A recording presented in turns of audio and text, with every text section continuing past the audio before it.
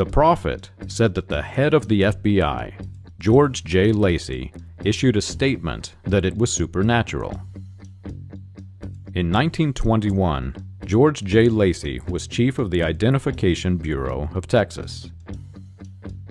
He became superintendent during a time when black female prisoners were segregated from white.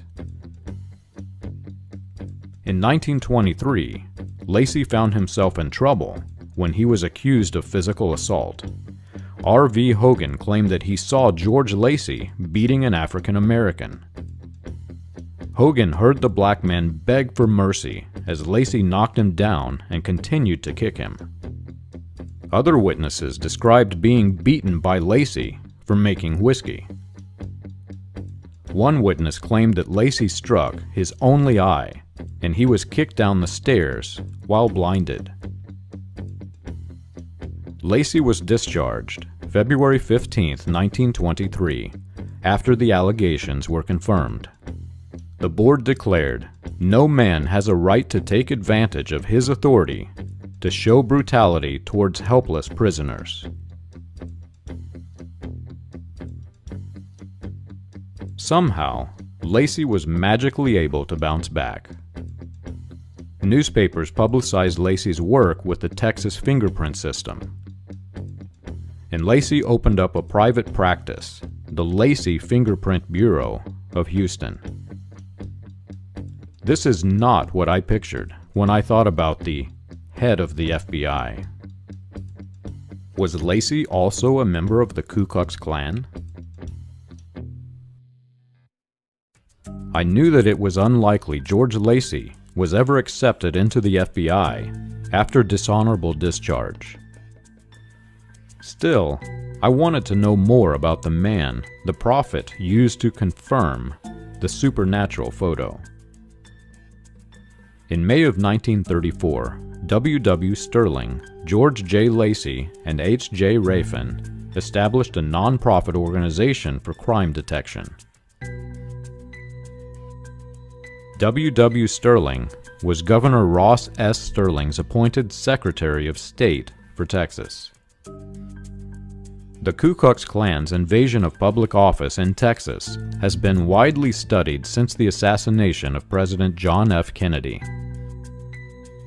It is well known that police brutality against African Americans was a problem throughout the southern United States. But in Texas, where Roy E. Davis had based his operations, men like Lacy beating African Americans was very common. Fortunately, in Houston, where Lacy and Sterling were operating, Klan activity has been well documented.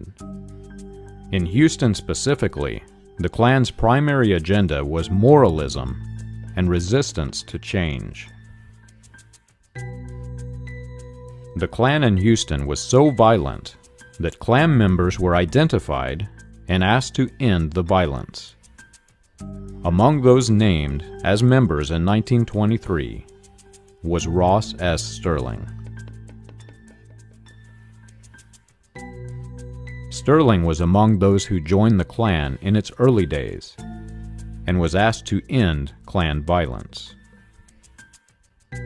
Soon after the organization was established, Lacy was asked to test ballistics in a criminal trial. He was also asked to administer truth serum. Though he wasn't a federal agent, Lacy's ties to Texas government enabled him to operate at a state level. By 1938, Lacy had advanced to president of the Texas Division of the International Association for Identification. Still, his assisting in criminal trial was far from federal. Lacy always remained a private investigator, helping to examine documents for attorneys in criminal trial. I found it interesting to read some of the things Lacy said in his interviews. Awful statements, highly inaccurate, and yet exactly what the prophet said in his sermons.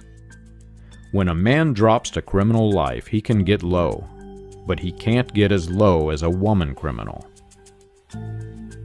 I was shocked the first time I read his full report concerning the halo. It did not mention the pillar of fire. It did not mention the supernatural. The photographer did not rush the photo to the FBI. Gordon Lindsay of Branham's campaign team made the request. Lacy described his scientific method to confirm the photo was not retouched and the negative was not altered, and summarized his findings by simply stating that the light in the Colosseum had been captured by the film.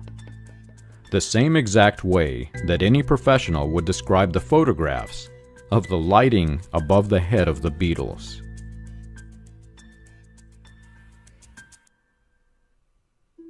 Learning about the ties to the Ku Klux Klan in Houston, Lacy's brutal beating of African Americans, and the publicity gained from the debate and photograph, I suddenly thought back to the Reverend's cop, who also appeared to be helping publicity. Who were they? Why did these two men, who weren't in the message, decide to make this video? Did they really believe the halo story after having been in the bright lights themselves? Or were they too part of a much bigger plan?